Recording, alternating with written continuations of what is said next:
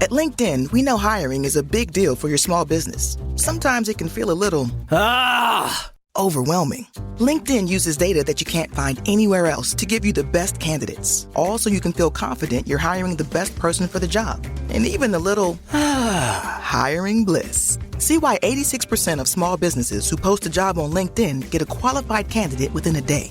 Post a job for free at linkedin.com/achieve. LinkedIn, your next great hire is here. Be honest. When's the last time you had a homemade meal? We get it. Between meetings, workout classes, and the kids' after-school sports, who's got time to cook? That's where HelloFresh comes in. No matter how busy you get, HelloFresh has everything you need to get an easy, home-cooked meal on the table. With flavor-packed recipes like Parmesan herb-crusted salmon, you'll be filling your kitchen with the cozy aromas of a homemade meal in no time. So go ahead, try HelloFresh. It's homemade, made easy. Learn more at HelloFresh.com.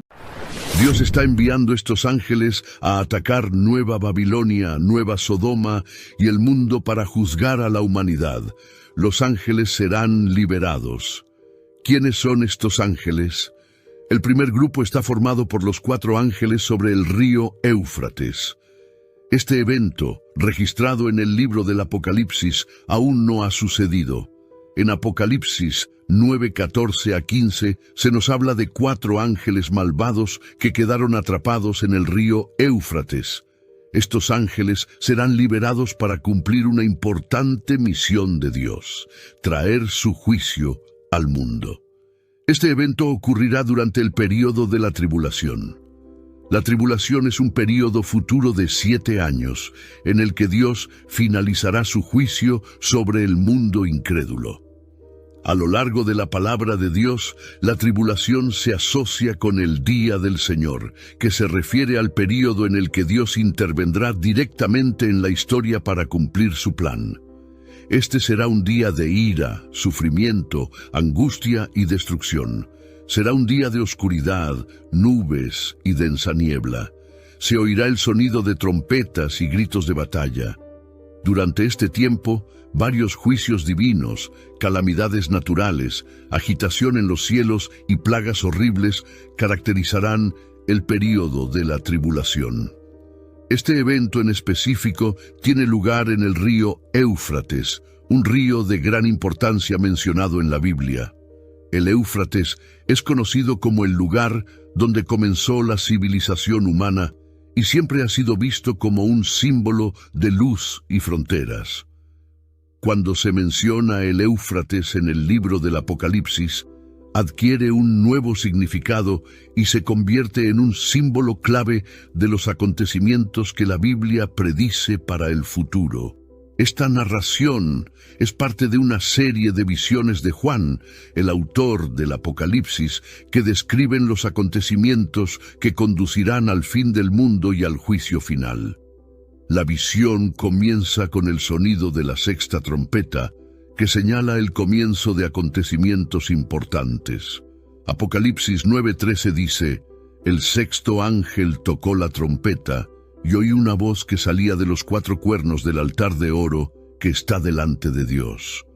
Luego en Apocalipsis 9:14-15 leemos: «Suelta a los 4 ángeles que están atados junto al gran río Éufrates». Y fueron liberados los 4 ángeles que estaban preparados para aquella hora, día, mes y año, para matar a la 1/3 parte de la humanidad.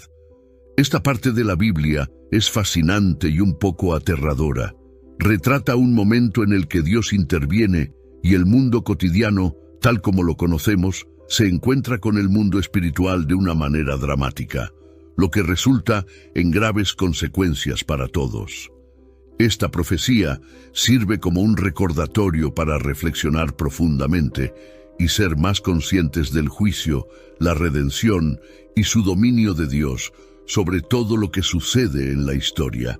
La historia de los 4 ángeles que fueron encarcelados y que serán liberados marca un cambio significativo en la narrativa del fin de los tiempos. Al explorar este tema, se nos anima a pensar profundamente en las predicciones del Apocalipsis, el juicio de Dios y la comprensión de la historia y el destino humanos. Es como emprender un viaje a través de una de las partes más enigmáticas y conmovedoras de la Biblia, que nos anima a explorar nuestras creencias, miedos y esperanzas sobre el futuro. El propósito de liberar a estos ángeles es traer una gran destrucción, ya que se les permite exterminar a 1/3 de la humanidad. Pero la pregunta sigue siendo, ¿por qué Dios permitiría que 1/3 de la humanidad fuera destruida? ¿Quiénes son estos ángeles? No estamos completamente seguros de su identidad. Podrían ser ángeles caídos. Independientemente de su estado, fueron preparados para la hora, día, mes y año señalados para la ejecución de esta sentencia. Estos seres ahora mismo están esperando. ¿Te imaginas esto? 4 seres esperando la aprobación de Dios para ser liberados. Lo sabemos porque leímos que serán liberados. Para ser honesto, esto nos hace suponer que se trata de ángeles malignos. Pero para ser honesto, ¿quién entiende todos los caminos de Dios? A pesar de todo, son instrumentos de un propósito divino. Si hay algún consuelo, es saber que no debemos temer a estos ángeles mientras nuestra mente esté enfocada en aquel que los libera, el único Dios verdadero. Dios también eligió un lugar único para sellar a estos ángeles. Eligió el río Éufrates, un accidente geográfico importante en la antigua Babilonia que sirvió como frontera en el antiguo Imperio Romano.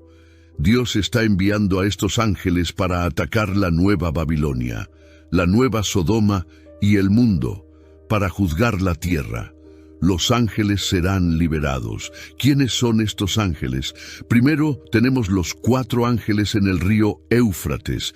Estos 4 ángeles son un evento esencial en la Biblia, mencionado en el libro del Apocalipsis, que aún no ha sucedido. Ocurre en Apocalipsis 9:4, 14:15. Este pasaje nos habla de 4 ángeles malvados que estaban atados al río Éufrates. Estos ángeles serán liberados para cumplir una importante tarea encomendada por Dios, que es traer su juicio sobre el mundo. Este evento ocurre durante el período de la tribulación. La tribulación es un período futuro de 7 años, cuando Dios completará su juicio sobre el mundo incrédulo. A lo largo de las Escrituras, la tribulación se asocia con el día del Señor, que se refiere al momento en que Dios intervendrá directamente en el curso de la historia para cumplir su plan. Ese día será un día de ira, agonía, angustia, problemas y devastación. Será un día de oscuridad y de nubes, un día de sonido de trompetas y de gritos de guerra. La tribulación se caracterizará por varios juicios divinos, agitación en el reino celestial, calamidades naturales y plagas terribles. Este evento tiene lugar en el río Éufrates. El río Éufrates es un río importante mencionado en la Biblia. Es conocido como el lugar donde comenzó la civilización humana y siempre ha sido visto como un símbolo de luz y fronteras. This episode is brought to you by Indeed. When your computer breaks, you don't wait for it to magically start working again. You fix the problem. So why wait to hire the people your company desperately needs? Use Indeed's sponsored jobs to hire top talent fast. And even better, you only pay for results. There's no need to wait. Speed up your hiring with a $75 sponsored job credit at Indeed.com/podcast. Terms and conditions apply.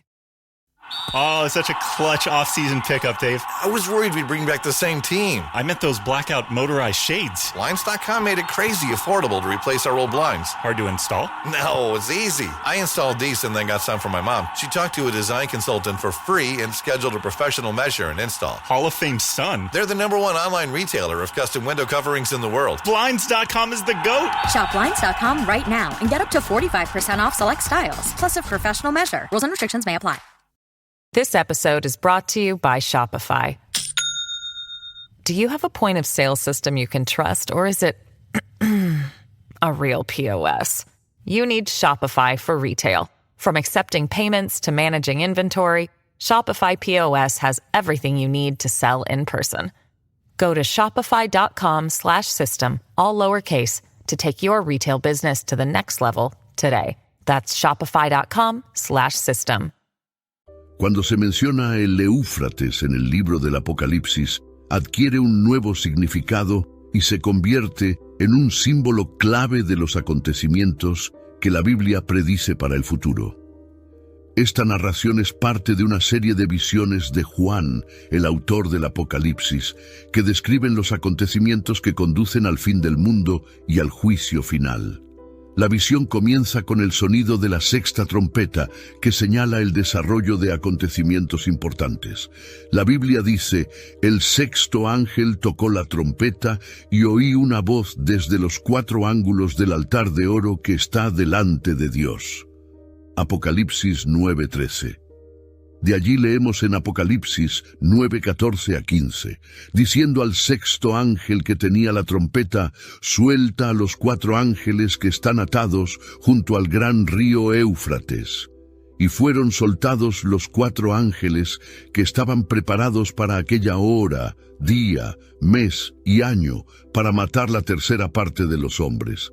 Esta parte de la Biblia es a la vez fascinante y un poco aterradora, ya que muestra un momento en el que Dios interviene directamente y el mundo tal como lo conocemos se encuentra con el reino espiritual de una manera significativa, lo que trae graves efectos para todas las personas. Esta profecía es como un recordatorio para reflexionar profundamente y estar más atentos.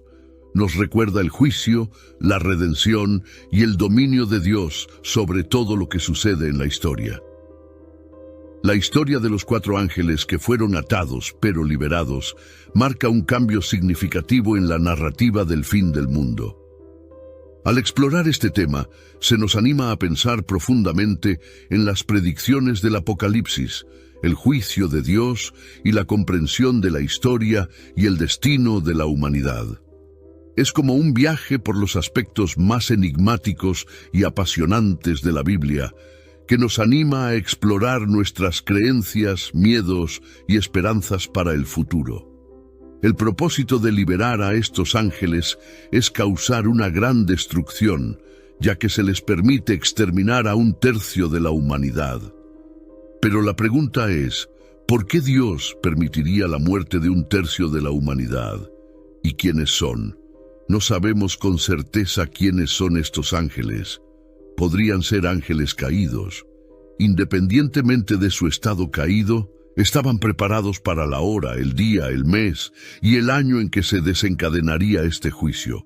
Estos seres ahora están esperando, simplemente esperando la aprobación de Dios. Lo sabemos porque leímos que fueron liberados. Para ser honesto, esto sugiere que estos son ángeles malvados, pero para ser franco, ¿quién entiende realmente todos los caminos de Dios? A pesar de todo, son instrumentos de un propósito divino. Si hay algún consuelo, es que no debemos preocuparnos por los ángeles mientras nuestras mentes estén enfocadas en aquel que los libera, el único Dios verdadero. Dios también eligió un lugar único para sellar a estos ángeles. El río Éufrates, un accidente geográfico popular en la antigua Babilonia, sirvió como frontera del antiguo Imperio Romano. Este patrón nos muestra que los sitios antiguos mencionados en la Biblia seguirán desempeñando un papel en el futuro. El Éufrates está vinculado a Roma, y Roma, a su vez, está vinculada a la Nueva Babilonia. El río Éufrates también está relacionado con el primer pecado en Génesis 2, el primer asesinato en Génesis 4, la primera rebelión organizada contra Dios en Génesis 11, la primera confederación de guerra en Génesis 14:1 y la primera tiranía. Y toda la rebelión, el pecado y el asesinato en el mundo volverán a recibir su debido juicio. ¿Y mencioné que estos ángeles no vendrán solos?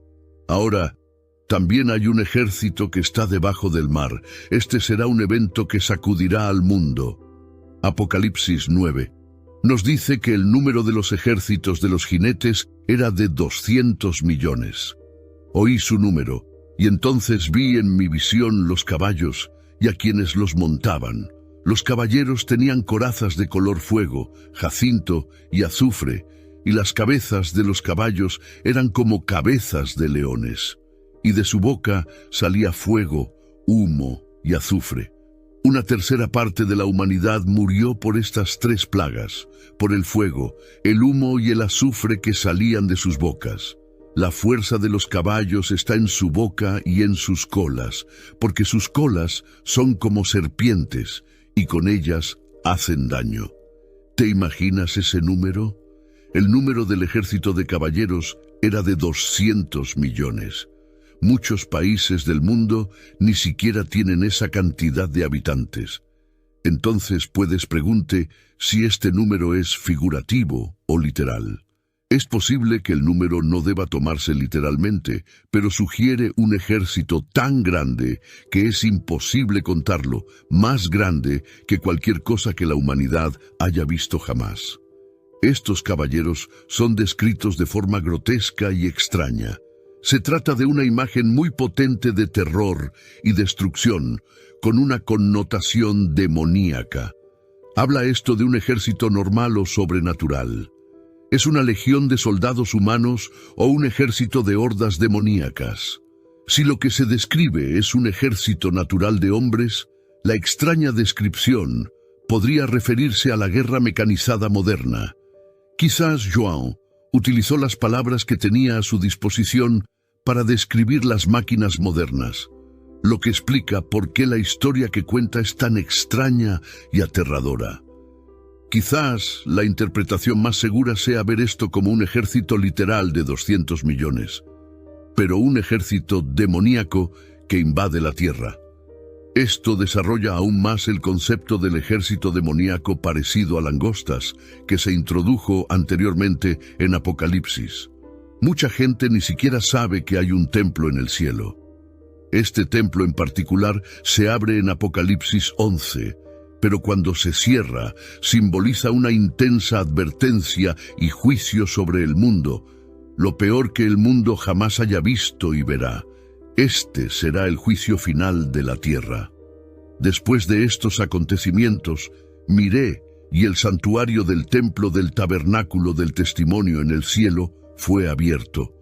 Y salieron del templo los 7 ángeles que tenían las 7 plagas, aflicciones y calamidades, vestidos de lino puro y resplandeciente, con fajines dorados alrededor del pecho. Entonces uno de los 4 seres vivientes entregó a los 7 ángeles 7 copas de oro llenas de la ira y la indignación de Dios, que vive por los siglos de los siglos. Y el templo se llenó de humo por la gloria y el esplendor de Dios y su poder. Nadie podía entrar al templo hasta que se cumplieran las 7 plagas de los 7 ángeles. Apocalipsis 15, 5-8. Sin embargo, este no es un juicio que el cielo se toma a la ligera. En el capítulo anterior vimos cuán seria e importante era la preparación para servir las copas. Estos ángeles están trayendo el juicio de Dios. Es importante señalar que vinieron directamente del templo celestial, de la presencia y trono de Dios. No actúan por sí solos, incluso usan ropa especial. Visten de lino puro y resplandeciente, y sus cinturones de oro rodean el pecho. Estas prendas nos recuerdan que aunque los juicios son terribles, provienen de una fuente justa. Es fácil pensar que los juicios desagradables solo provienen de fuentes malignas, pero esto nos demuestra todo lo contrario. Habrá un juicio significativo en la tierra, y nadie podrá hacer nada al respecto, porque este juicio viene de un Dios justo. Sí, hay ángeles malignos en la Biblia que han sido y serán liberados para causar destrucción, pero ese no es el caso aquí. La Biblia deja esto claro por una razón. Estos son ángeles justos, no ángeles caídos. Las copas son entregadas a estos ángeles, y la nube de la gloria de Dios llena el templo durante este tiempo. Podemos imaginar que el mundo incrédulo No tiene idea del dolor que está a punto de enfrentar en el juicio venidero. Esto también nos muestra que lo que se ve en lo físico se prepara primero en lo espiritual. El hombre puede predecir los patrones de lluvia y viento, pero los caminos de Dios son diferentes. No existe ningún procedimiento científico capaz de detectar lo que sucede en el templo de Dios. Somos conscientes de estos misterios porque Dios los compartió con sus hijos. Al menos podemos tener paz en eso. Muchos cristianos no se dan cuenta de que ya tienen las respuestas que el mundo busca, incluido cómo terminará todo. El orden celestial es simplemente excelente. Uno de los 4 seres vivientes, junto al trono de Dios, entrega estas copas a los 7 ángeles. Los 4 seres vivientes que ve Juan están llenos de ojos y tienen diferentes formas: un león, un buey, un humano y un águila. Esto prueba que estos juicios vienen directamente del trono de Dios, y no hay manera de detener este juicio una vez que comienza. El cielo está listo, el templo está cerrado, los 7 ángeles están preparados y el hombre está en posición de recibir estas copas. La primera copa se describe en Apocalipsis 16:2. Entonces el primer ángel fue y derramó su copa sobre la tierra, y aparecieron úlceras dolorosas y dolorosas en el pueblo que tenía la marca de la bestia y adoraba su imagen. La mayoría de las copas, como las trompetas, nos recuerdan las plagas del Éxodo: úlceras dolorosas, aguas convertidas en sangre y oscuridad. Al recordarnos estas plagas, estos juicios nos muestran que así como Dios protegió a su pueblo en Gosén durante las plagas, también los protegerá de sus juicios. Las 2 últimas copas representan la batalla final y el cumplimiento de las promesas de Dios. La primera copa trae heridas dolorosas y malignas a quienes adoran la imagen y llevan la marca de la bestia. Esta copa no afecta a las personas que eligen seguir a Dios. Es solo para aquellos que siguen al anticristo.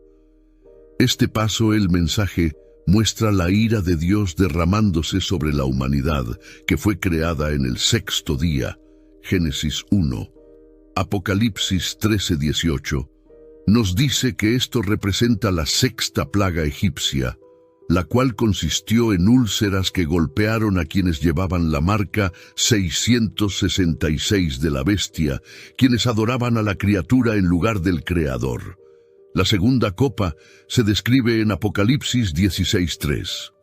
El segundo ángel derramó su copa en el mar, y quedó como sangre de hombre muerto, y todo ser viviente que había en el mar murió. La ira de Dios ahora se ve en el océano. Los peces, que eran una excelente fuente de alimento cuando Dios creó las aguas en el 5º día, ahora son destruidos con este segundo cuenco. Así como en la 6ª plaga, donde las aguas de Egipto se convirtieron en sangre y causaron la muerte de los egipcios, ahora el mar trae muerte. Con la tercera copa, los ríos y fuentes de agua se convierten en sangre. Apocalipsis 16:4-7 dice: el tercer ángel derramó su copa sobre los ríos y manantiales de agua, y se convirtieron en sangre. Y oí al ángel de las aguas decir: justos sois vosotros, los que sois y los que erais el santo, porque tú juzgaste estas cosas, porque derramaron la sangre de los santos y profetas, y tú les diste a beber sangre. Y oí una voz desde el altar que decía: ciertamente, Señor Dios Todopoderoso, tus juicios son verdaderos y justos. La tercera taza convierte toda el agua dulce en sangre. Dios está mostrando su juicio al decir que los malvados de la tierra han derramado la sangre de los creyentes y ahora tendrán que beber esa sangre. Esta tercera copa nos recuerda cómo el río Nilo se convirtió en sangre durante la primera plaga en Egipto. Esta plaga de aguas que se convierten en sangre ocurre nuevamente para dejar en claro que el juicio de Dios es correcto. Los judíos creían que diferentes ángeles eran responsables de partes de la naturaleza, mientras que los griegos pensaban que dioses o espíritus controlaban estos elementos. En este caso, el ángel responsable de las aguas alaba la justicia de Dios, ya que las aguas se convirtieron en sangre. El altar es una parte importante de estos juicios, sumándose a lo que ya hemos oído acerca de los juicios de las trompetas. Hablan de la justicia y la santidad de Dios, lo que conecta con el cántico de Moisés y también con los juicios de Dios. La razón para reconocer aquí la justicia y la santidad de Dios es porque Él así lo juzgó. El altar muestra que Dios es justo y correcto, es evidente, ya que lleva las oraciones de los fieles, ya sea el altar donde se realizan los sacrificios o el altar del incienso. Por tanto, el altar juega un papel en los juicios de Dios. El sol abrasador, Apocalipsis 16, 8 a 9. Entonces el cuarto ángel derramó su copa sobre el sol, y se le dio poder para quemar a la humanidad con fuego intenso. El pueblo sufrió graves quemaduras por el gran calor, y maldijo el nombre de Dios, que tiene poder sobre estas plagas. Pero, aunque sufrieron, no se arrepintieron de sus pecados ni le dieron gloria. En la cuarta copa, el sol abrasa, quema a las personas, lo que les hace maldecir a Dios. A pesar del sufrimiento, no cambian de actitud ni alaban a Dios. Son pocas las personas que, al maldecir a Dios, comienzan a arrepentirse y a darle gloria. Durante este tiempo, el sol, que fue creado para iluminar el día mientras la luna y las estrellas iluminan la noche, ahora se utiliza como instrumento de muerte en lugar de fuente de vida.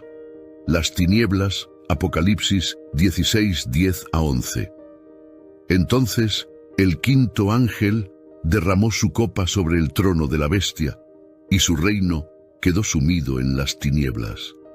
La gente se mordía la lengua a causa del dolor, y blasfemaba contra el Dios del cielo a causa de su angustia y de sus heridas, y no se arrepentían de lo que habían hecho, ni se apartaban de su maldad. Esta copa hace que el reino del anticristo quede envuelto en oscuridad, pero incluso con esta oscuridad, la gente todavía maldice a Dios y se niega a cambiar sus caminos pecaminosos. La oscuridad rodea a los malvados, en lugar de quemarlos como lo hizo el sol. Esto es similar a la última plaga en Egipto, donde la oscuridad cubrió la tierra durante 3 días y nadie podía ver ni moverse. Jesús llama al infierno las tinieblas de afuera, donde la gente llorará y rechinará los dientes de dolor. Mateo 25:30. Las plagas del sol abrasador y la oscuridad nos recuerdan la plaga del Antiguo Testamento contra el dios sol egipcio Amón-Ra y otros acontecimientos del Éxodo. La oscuridad en realidad causa dolor. En lugar de ver esto como la justicia de Dios y arrepentirse, la gente simplemente se enoja más con Dios y continúa maldiciéndolo. La guerra, Apocalipsis 16:12 a 16. Entonces el sexto ángel derramó su copa sobre el gran río Éufrates, y sus aguas se secaron, para que se preparara el camino para la venida de los reyes del oriente. Y vi salir de la boca del dragón, Satanás, de la boca de la bestia, Anticristo, y de la boca del falso profeta, 3 espíritus inmundos a modo de ranas. Porque estos son espíritus de demonios que realizan señales milagrosas y salen a reunir a los reyes de toda la tierra habitada para la batalla del gran día del Dios Torá, de los poderosos. He aquí, vengo como ladrón. Bienaventurado el que permanece despierto y guarda sus vestidos, es decir, permanece espiritualmente preparado para el regreso del Señor, no sea que sea encontrado desnudo, espiritualmente desprevenido. Y los demonios reunieron a los reyes y ejércitos del mundo en un lugar llamado, en hebreo, Armagedón. Con la sexta copa, el enorme río Éufrates se seca, facilitando el paso a los reyes de Oriente. El secado del río también ayuda al diablo, el anticristo y el falso profeta a engañar a los líderes más influyentes, preparándolos para la gran batalla final contra Jesús, conocida como Armagedón. Armagedón se menciona específicamente solo una vez en la Biblia, en Apocalipsis 16:16, y él los reunió en un lugar llamado Armagedón. A pesar de su mención única, el concepto ha adquirido una importancia significativa en nuestro pensamiento e imaginación.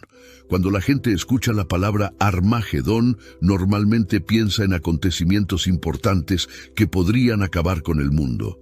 El nombre hace pensar en una gran lucha entre el bien y el mal, y se utiliza a menudo en películas y libros para hablar del fin del mundo. Pero este nombre proviene de historias antiguas y de lugares de antaño en el Medio Oriente. La conexión entre el Armagedón apocalíptico y el Megido histórico es profunda. Este nombre no fue elegido al azar para la batalla de los últimos tiempos.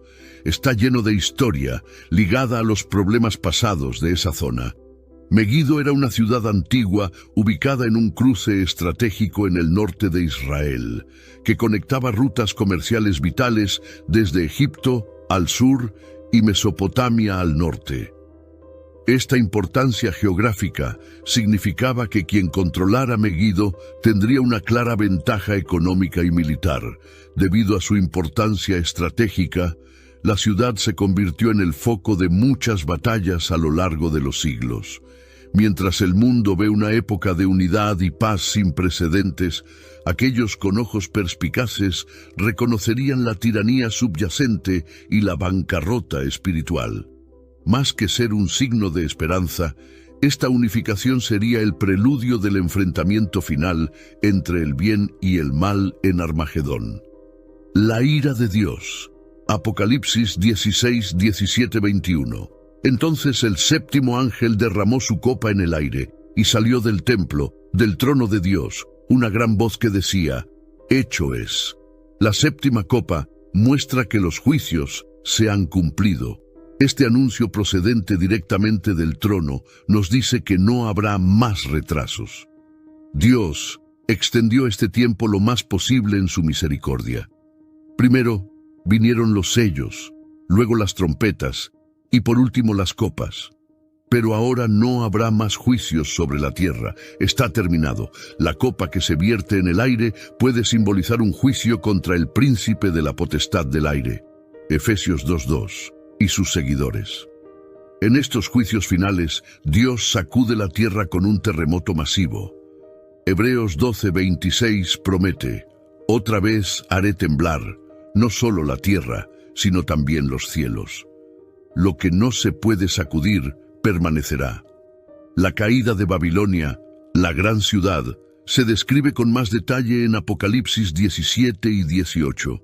Aquí basta saber que Dios le da la copa del vino de su ardiente ira.